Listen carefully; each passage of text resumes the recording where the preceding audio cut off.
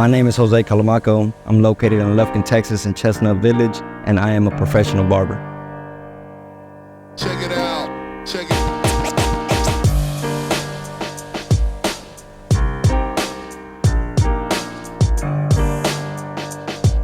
So I was roughly about 10, 12 years old, and living out in Hudson, we really didn't come to barbershops. So, I picked up my dad's clippers and I ran a number 2 or number 3, and I would buzz my own hair. And that gave me that interest of like, okay, maybe I can be a barber. And then I met a gentleman named Lane on the school bus, and he was gonna shave his head. So before he was gonna shave his head, I asked him, hey man, is it cool if I cut your hair? I'm not sure if it's gonna be good, I'm not sure if it's gonna be bad, but can I try it? He said, yeah man, give it a go. So we're on my front porch.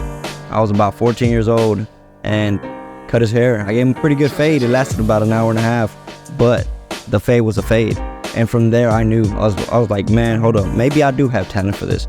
Everybody knew what I was doing. Everybody would go to the class, either baseball practice, cross country practice, or whatever it was. And after that, I would cut everybody's hair in the locker rooms. So I asked 2 principals. I asked one principal I'm not gonna mention, but he was like, no, I'm not gonna let you try that. And then I asked Coach Walker, I asked him, hey, can I cut your hair? And he was just like, yeah, man, you can. And from there, that's really what got me like stardom. That really what got me going with the athletic kid. They were like, what in the world? If he's cutting Coach Walker, pretty sure he can cut me. So that's what got me going with that. Cause yeah, like my barber station's right here behind me, and he still comes in to this day. That's a pretty good friend of mine now. No longer as a principal, but more so I would say as a mentor. Somebody who I can ask questions and he can guide me in life. I joined the military, and that was my first class ticket out of Lufkin to grow individually. They definitely taught me how to keep my mouth shut, be patient, and listen to people. That was the biggest thing. To be honest, to be a barber, you need all those things. You need to listen to people. You need to be mature. You got to give the customer what they want. It was pretty easy to translate that into cutting hair and being a professional barber.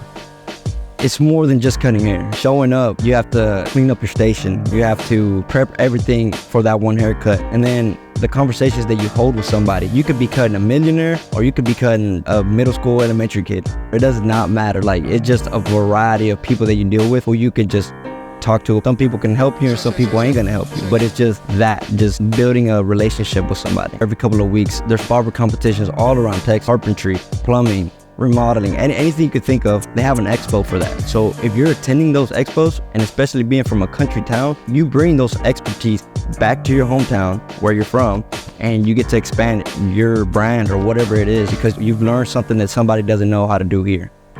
It's crazy. There's times where I have came in because I have forgot something, and it's late at night, 8 p.m., I walk in, I unlock the whole system, I turn on the lights, and right before I turn off the lights and lock the door, I look around, and I always I embrace the moment. I embrace like, oh wait, I'm actually doing something great. So it feels cool.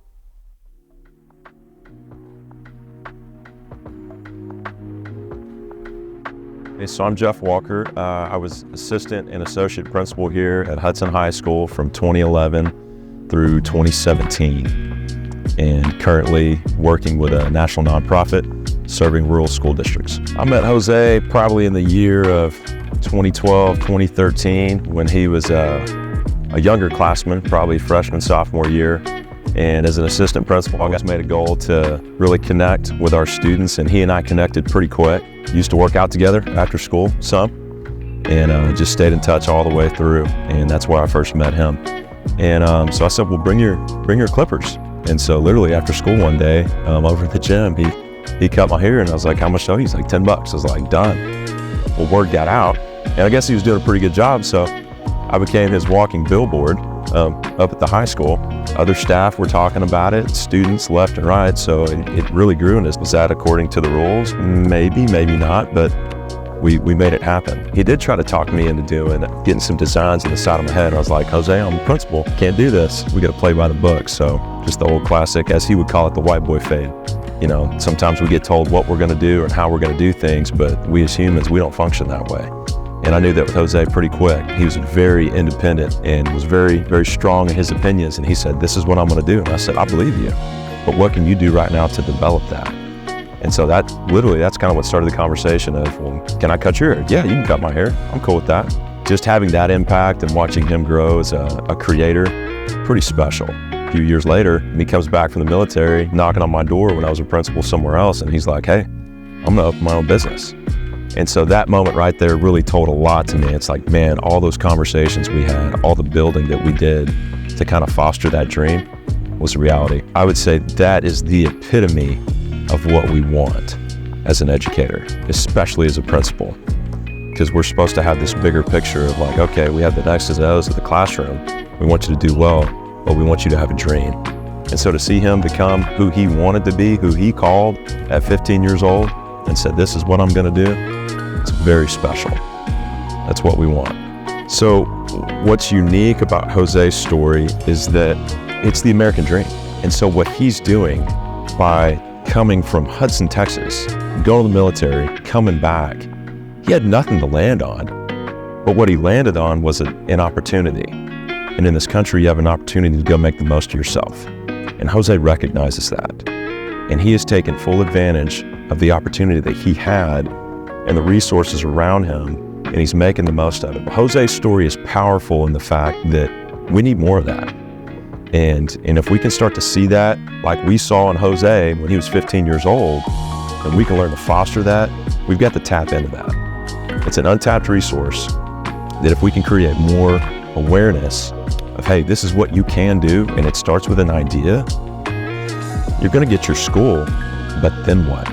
We've got to start to foster that process. And so he had a grasp of that. He was unique.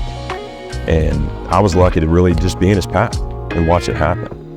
And so I hope that we, as an educational system, and people like Jose can work more together to kind of feed that awareness and help people be better versions of themselves.